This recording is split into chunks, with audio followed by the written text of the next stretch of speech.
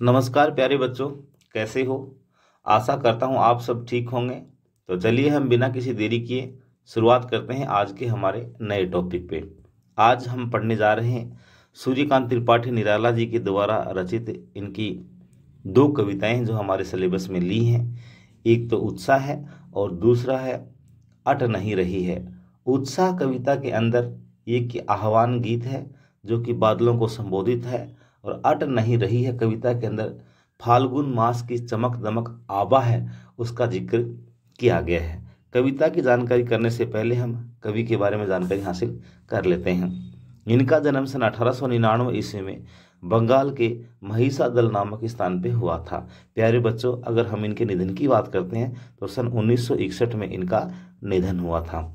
यह मूलतः गढ़कोला, उन्नाव, उत्तर प्रदेश के निवासी थे। औपचारिक अगर हम इनकी शिक्षा दीक्षा की अगर हम बात करते हैं तो इनकी औपचारिक शिक्षा अर्थात विधिवत जो शिक्षा है कक्षा 9 तक ही महिषादल में ही हो पाई थी। इसके पश्चात इन्होंने स्वाध्याय से ज्ञान ग्रहण किया है। अगर हम बात करें भाषाओं की तो संस्कृत है, अंग्रेजी है, बांग्ला है, हिंदी है इत्यादि भाषाओं का ज्ञान इन्होंने स्वाध्याय से ही किया है। संगीत और दर्शन शास्त्र के भी अध्येता रहे हैं। इन्होंने अपना आध्यात्मिक गुरु स्वामी विवेकानंद जी को बनाया था, और इन्होंने रामकृष्ण परमहंस तथा स्वामी विवेकानंद जो कि इनके शिष्य हैं, रामकृष्ण परमहंस के शिष्य हैं, इनकी विचारधारा को अपने जीवन में उतारा है, अर्थात इनसे ये प्रभावित रहे हैं। परिवारजनों के लगातार काल कवलित होने से इनका जीवन दुखों और संघर्षों से भरा रहा है। काल कवलित का अर्थ ये है प्यारे बच्चों, ऐसे समय इनके परिवार के सदस्य मृत्यु के शिकार होते रहे हैं। प्यारे बच्चों, आज की तरह हमारी चिकित्सा प्रणाली इतनी सुदृढ़ नहीं थी। उस समय जब भी कोई महामारी आती थी तो न जाने कितने ही लोग उसकी चपेट में आ जाते थे और अपने प्राण है वो गंवा बैठते थे। काव्य क्षेत्र की अगर हम बात करते हैं तो इनकी रचनाओं में अनामिका, परिमल, गीतिका, कुकुरमुता, नए पत्ते इत्यादि इनकी काव्य रचनाएं हैं। इन्होंने उपन्यास, कहानी, आलोचना और निबंध के क्षेत्र में भी अपनी लेखनी चलाई है। हम बात करते हैं प्यारे बच्चों, हम उन्हीं टॉपिक को पढ़ेंगे, उन्हीं पॉइंट्स को पढ़ेंगे जो परीक्षा की दृष्टि से बहुत ही महत्वपूर्ण स्थान रखते हैं। तो देखिए, संपूर्ण साहित्य, अगर निराला जी के संपूर्ण साहित्य की बात करते हैं तो निराला रचनावली के नाम से 8 खंडों में इनका संपूर्ण साहित्य है वो लिखा गया है। यह छायावाद के रुद्र के नाम से भी जाने जाते हैं, अर्थात महेश के नाम से भी जाने जाते हैं। प्यारे बच्चों, छायावाद के 4 बड़े कवि हुए हैं, जिसमें जयशंकर प्रसाद, सुमित्रानंदन पंत, सूर्यकांत त्रिपाठी निराला, महादेवी वर्मा। इनको ब्रह्मा, विष्णु, महेश और दुर्गा की उपाधि दी गई थी, जिसमें छायावाद का महेश अर्थात छायावाद का रुद्र है अर्थात शिव है, वो सूर्यकांत त्रिपाठी निराला को बताया गया है। सूर्यकांत त्रिपाठी निराला मुक्तक छंद के जनक हैं। देखिए, मुक्तक छंद क्या है। साहित्य, इनसे पहले साहित्य के अंदर जो रचना हो रही थी, काव्य खंड है, वो छंदबद्ध तरीके से किया जा रहा था। जब इन्होंने ये महसूस किया कि नहीं, कविता को छंद से मुक्त करना चाहिए ताकि अधिकांश मानव इसका लाभ उठा सके, इन्होंने क्या किया, अपनी रचनाओं में छंद मुक्त किया, रचनाओं को छंद मुक्त किया, और ये मुक्तक छंद के जनक है वो कहे जाने लगे। इनकी रचनाओं में शोषित वर्ग अर्थात सर्वहारा वर्ग के प्रति सहानुभूति है, और जो शोषक वर्ग है, पूंजीपति वर्ग है, उनके प्रति तीव्र आक्रोश के भाव हो देखे जा सकते हैं। मतवाला मंडल के संपादक में भी ये जुड़े रहे हैं, और इनके द्वारा 2 पत्रों का संपादन किया गया, एक तो मतवाला और दूसरा समन्वय, जो हमें आगे देखने को मिलेंगे। छायावाद, प्रगतिवाद और प्रयोगवाद, इन तीनों युगों में इनकी रचनाएं हैं वो देखी जा सकती है। तीनों युगों में इन्होंने अपनी रचनाएं हैं वो लिखी हैं। काव्यगत विशेषताओं की अगर हम बात करते हैं तो देखिए, इनकी काव्यगत विशेषताओं में दार्शनिकता है, विद्रोह है, क्रांति है, प्रेम और प्रकृति का विराट और उदात्त चित्र भी हमें देखने को मिलता है। प्यारे बच्चों, यहाँ पे अब हम चलते हैं वस्तुनिष्ठ प्रश्नों की तरफ। उत्साह कविता में कौन सा रस प्रयुक्त हुआ है? तो उत्साह कविता नाम से ही हम देख रहे हैं, उत्साह यहाँ पे वीर रस है वो हमें देखने को मिलता है। बादल किसका प्रतीक है? तो बादल देखिए क्रांति का प्रतीक है। इस उत्साह कविता के बारे में हम थोड़ा परिचय है 5-7% करने के बाद में आगे देखते हैं।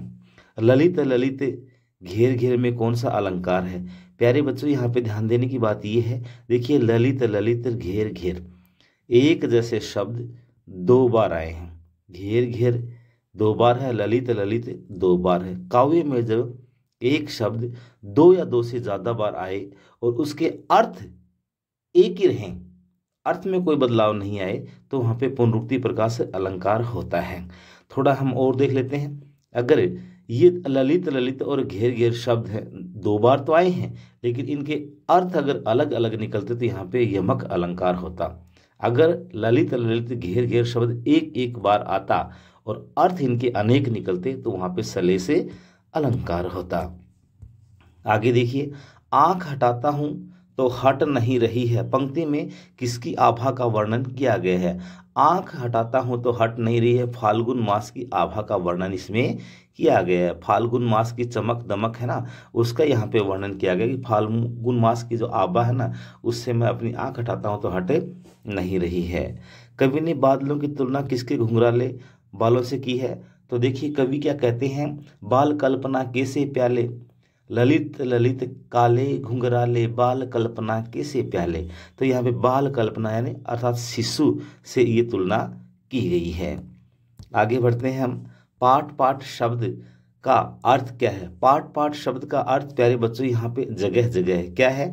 जगह जगह। पाठ पाठ शोभा श्री पट रही है, पट नहीं रही है, समा नहीं रही है ना। तो देखिए पाठ पाठ का अर्थ है जगह जगह। ये पाठ पाठ शब्द की अगर हम बात करते हैं, अगर ये अलंकारों की बात करते हैं, चाहे जगह जगह लीजिए, चाहे पाठ पाठ या घर घर या कदम कदम, अगर इसको देखें हम तो इनके अंदर पुनरुक्ति प्रकाश अलंकार है वो देखने को मिलेगा। अट नहीं रही है कविता में कौन सा गुण है? प्यारे बच्चों, अट नहीं रही कविता में प्रसाद गुण है। देखिए काव्य गुण 3 होते हैं, एक तो प्रसाद होता है, दूसरा माधुर्य होता है और तीसरा ओज होता है। प्रसाद गुण वह होता है जिस रचना को पढ़ते समय ही उसका अर्थ आसानी से ग्रहण कर लिया जाता है, वह प्रसाद गुण होता है। हिंदी में अधिकांश काव्य इसी में लिखा जाता है। जिस रचना को पढ़ते समय हृदय पिघल जाए, द्रवित हो जाए, आनंद की अनुभूति हो, भाव विभोर हो जाए, वहाँ पे माधुर्य गुण होता है। जिस रचना को पढ़ते समय हमारा खून है खोलने लग जाए, अर्थात वीरता का भाव जागृत हो, क्रोध का भाव जागृत हो, वहाँ पे ओज गुण होता है। तो हमारा यहाँ पे अट नहीं रही है कविता में कौन सा है? प्रसाद गुण देखने को मिलता है। कवि ने बादल का मानवीकरण किस रूप में किया है? तो देखिए बच्चे के रूप में बाल कल्पना कैसे, बाल बच्चे बच्चे के रूप में कवि ने यहाँ पे बादल का मानवीकरण वो किया है। उड़ने को नभ में तुम पर कर देते हो, उड़ने को नभ में तुम पर कर देते हो, यहाँ पे पंक्ति में अलंकार कौन सा है? तो प्यारे बच्चों, उड़ने को नभ में तुम पर कर देते हो, पंक्ति के अंदर अलंकार कौन सा है? यहाँ पे यमक अलंकार है। यमक शब्द का अर्थ जोड़ा होता है। काव्य में जहाँ एक शब्द 2 या 2 से ज्यादा बार आए, उसके अर्थ अलग अलग निकले, तो वहां पे यमक अलंकार होता है। पहले जो पर का जो अर्थ है प्यारे बच्चों पंख निकल रहा है, और दूसरे पर का जो अर्थ है वह प्यारे बच्चों भरने से लिया गया है। चलो हम आगे बढ़ते हैं। इसके बाद देखिए निराला जी ने किस पत्रिका का संपादन किया था? तो मैंने पहले ही आपको बताया कि निराला जी ने समन्वय और मतवाला नामक 2 पत्र हैं उनका संपादन किया था। इसके बाद में हम आगे बढ़ते हैं। अब हम हमारी जो उत्साह कविता है और अट नहीं रही कविता, उनके बारे में थोड़ा जानकारी हासिल कर लेते हैं। क्योंकि प्यारे बच्चों, जो पाठ परिचय होता है, पाठ परिचय के अंदर रचना का जो परिचय होता है ना, उसी में से अधिकांश प्रश्नों के उत्तर हैं वो निकल आते हैं। तो देखिए उत्साह एक आह्वान गीत है। उत्साह एक कैसा गीत है? ये आह्वान गीत है। उत्साह है उत्साह नामक आह्वान गीत किसे संबोधित किया गया है? तो उत्साह नामक आह्वान गीत बादल को संबोधित किया गया है। बादल निराला का प्रिय विषय रहा है। कवि निराला का प्रिय विषय क्या है? तो यहाँ पे देखिए बादल है। कविता में बादल एक तरफ पीड़ित प्यासे जन की आकांक्षाओं को पूरा करने वाला है, तो दूसरी तरफ वही बादल नई कल्पना, एक तरफ तो क्या है पीड़ित प्यासे जन की आकांक्षा को पूरे करने वाला है, दूसरी तरफ वही बादल नई कल्पना और नए अंकुर के लिए विध्वंस, विप्लव और क्रांति की चेतना को संभव करने वाला भी यहाँ पे बताया गया है। कवि जीवन को व्यापक और समग्र दृष्टि से देखता है। कविता में ललित कल्पना, क्रांति चेतना दोनों है। सामाजिक क्रांति या बदलाव में साहित्य की महत्वपूर्ण भूमिका होती है। निराला इसे नव जीवन के रूप में देखते हैं, नूतन कविता के संदर्भ में देखा जा सकता है। अगला देखिए, अट नहीं रही है। अट नहीं रही है तो ये फाल्गुन मास, कविता में फाल्गुन मास की मादकता का वर्णन किया गया है। कवि फाल्गुन मास की सर्वव्यापक सुंदरता को अपने अनेक संदर्भों के रूप में देखता है। जब मन प्रसन्न हो जाता है तो हर तरफ फाल्गुन का ही सौंदर्य और उल्लास दिखाई पड़ता है। सुंदर शब्दों के चयन एवं लय ने कविता को और भी फाल्गुन की तरह है सुंदर और ललित बना दिया है। अब चलिए हम चलते हैं हमारे महत्वपूर्ण प्रश्नों की तरफ। तप्त धरा, तप्त मतलब गर्म, तप्त धरा जल से फिर शीतल कर दो, बादल गरजो। कवि निराला यहाँ पे क्या कर रहा है? बादल को संबोधित करते हुए कहते हैं कि वर्षा ऋतु आने पर बादल अपने शीतल जल से धरती का ताप शांत करता है। इसीलिए कवि ने बादल से धरा तप्त को शीतल करने की बात कही है। इसके अतिरिक्त तप्त धरा से कवि का आशय यह है कि अनेक प्रकार के दुखों से दुखी जनता भी है। बादल में नवजीवन प्रदान करने की क्षमता है। अतः कवि जगत के दुखी प्राणियों को नवजीवन से भरने का अनुरोध भी करता है। कहने का मतलब प्यारे बच्चों ये है, जैसे ही वर्षा होगी, भारत एक कृषि प्रधान देश है, किसान लोग हैं वो खेती कार्यों में जुट जाएंगे और उन्हें अपने अतीत में लौटने का समय नहीं मिलेगा। आगे बढ़ते हैं। उत्साह रचना, उत्साह रचना का प्रकार क्या है? तो प्यारे बच्चों, उत्साह रचना क्या है? संबोधन गीत है। संबोधित किसे किया गया है? बादल को किया गया है।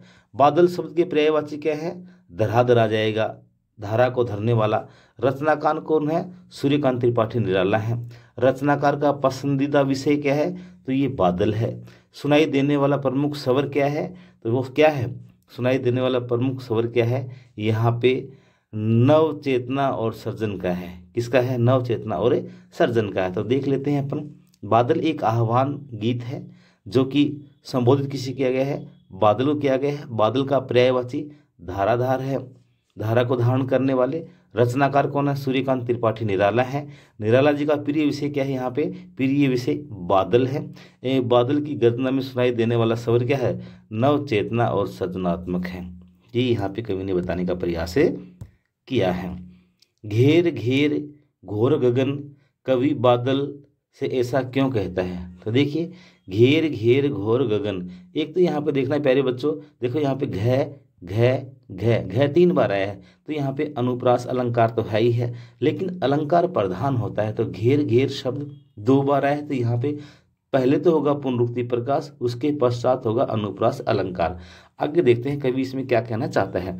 कवि बादलों से ऐसा इसीलिए कह रहा है कि वह आकाश मानो धरती का रक्षक है, यानी आकाश ऐसा मानो कि धरती का संरक्षक है। इसलिए बादल आकाश में छाकर धरती की तपन दूर करने के लिए छाया कर देते हैं और अपनी जल वर्षा से इसे शीतल कर देते हैं। घ वर्ण की आवृत्ति के कारण अनुप्रास अलंकार है और घेर घेर शब्द 2 बार आया है, अर्थ एक ही निकल रहा है, तो यहाँ पे पुनरुक्ति प्रकाश अलंकार भी बन रहा है। आगे देखिए, पाट पाट शोभाश्री, पाट पाट प्रकृति की जो शोभाश्री है वो पट नहीं रही है, पट मतलब समा नहीं रही है। का आशय क्या है? कवि का आशय यह है कि सब जगह फाल्गुन की प्रकृति सुंदरता और मादकता रंग बिरंगे फूल पत्तों के रूप में इस तरह छाई है कि मानो तन मन में समा नहीं रही है और बरबस बाहर निकलने को प्रकट हो रही है। यहाँ पे कवि ने ऐसा बताना चाहा है। इसके बाद में देखिए, अगला हमारा जो क्वेश्चन है वह है निराला की उत्साह तथा अट नहीं रही है कविताओं में किन ऋतुओं का वर्णन है? तो देखिए, उत्साह नामक जो कविता है वह तो वर्षा ऋतु की है, बादलों को संबोधित कर रहा है, उमड़ते घुमड़ते बादलों को संबोधित कर रहा है कवि कि हे बादल बरसो। दूसरी, अट नहीं रही कविता, ये क्या फाल्गुन महीने की जो मादकता है उसका इसमें वर्णन किया गया है। इनका महत्व क्या है वो देख लेते हैं आगे। निराला की उत्साह कविता में वर्षा ऋतु तथा अटनहरी कविता में फाल्गुन महीने में आने वाली बसंत ऋतु का वर्णन किया गया है। दोनों ही ऋतुएं मनुष्य जीवन के लिए महत्वपूर्ण है। गर्मी की तेज धूप, लू और तपन के बाद आकाश में छाए बादल अत्यंत सुंदर हैं और सुखदायक लगते हैं। उसी प्रकार सर्दी की ठिठुरन और गलन के उपरांत बसंत का मादक सौंदर्य अत्यंत ही आकर्षित करने वाला होता है। इस प्रकार ये जो दोनों ऋतुएं हैं ये क्या है, मनुष्य के लिए उपयोगी मानी गई हैं। आगे बढ़ते हैं। अगला हमारा जो क्वेश्चन है वह उत्साह कविता का। देखिए, उत्साह कविता में दिखाए गए बादल के क्रियाकलाप का उल्लेख कीजिए। उत्साह कविता का मूल प्रतिपाद्य क्या है, इसको हमें देखना है। तो ये हमने देखिए मूल प्रतिपाद्य की जब हम बात करते हैं तो प्यारे बच्चों हमें यहाँ पे आना होगा। देखिए इसको देखना होगा। यहाँ पे उत्साह एक आह्वान गीत है जो बादल को संबोधित है। बादल निराला जी का प्रिय विषय है।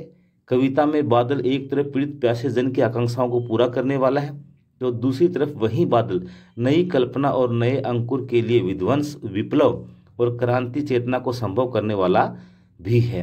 कवि जीवन को व्यापक और समग्र दृष्टि से देखता है। कविता में ललित कल्पना, क्रांति चेतना दोनों है। सामाजिक क्रांति या बदलाव में साहित्य की महत्वपूर्ण भूमिका होती है। कवि निराला इसे नव जीवन के रूप में अर्थात नूतन कविता के संदर्भ में देखते हैं। प्यारे बच्चों, ये हमारा जो आज का पाठ है यहीं समाप्त होता है। वीडियो अच्छा लगा है तो लाइक कीजिए, शेयर कीजिए, सब्सक्राइब कीजिए। धन्यवाद।